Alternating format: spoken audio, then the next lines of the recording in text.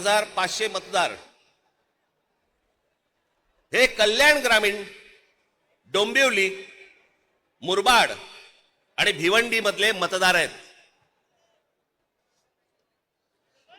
या इकडच्या मतदारांनी इथल्या मुंबईच्या मलबार हिल मतदारसंघामध्ये देखील मतदान केलेलं आहे। 4,500 मतदार हे या ठिकाणी राहणारे यांनी मलबार हिल मतदारसंघामध्ये मतदान केलेलं आहे। त्यातल्या अगदी नावाला म्हणून मी तुमच्यासाठी हे एवढे मतदार आहेत, हे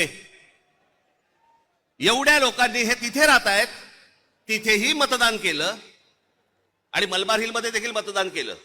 ह्याच्यातली म्हणून मी आता जस्ट फक्त 3 नावं आणली आहेत। प्रभाकर तुकाराम पाटील, राम महादू भोईर आणि गजानन पुंडलिक भोईर ही त्यांची मतदार यादी आहे।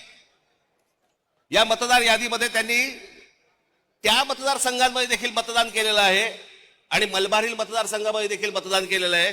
असे लाखो लोक आहेत महाराष्ट्रभर की जे या मतदानासाठी म्हणून वापरले गेले। आता मी तुम्हाला अजून एक गोष्ट दाखवणार आहे की लोक म्हणतात की पुरावे कुठे आहेत, पुरावे कुठे आहेत। मुंबई हे लोकसभा मतदारसंघ म्हणजे मी तुम्हाला आता जुलै पर्यंतची यादी वाचून दाखवतोय। जुलै पर्यंतची 1 जुलैला त्यांनी यादी बंद केली। 1 जुलैला जी यादी बंद केली त्याच्यामधले फक्त मी मतदार तुम्हाला वाचून दाखवतोय। याच्यामध्ये मुंबई नॉर्थ इकडे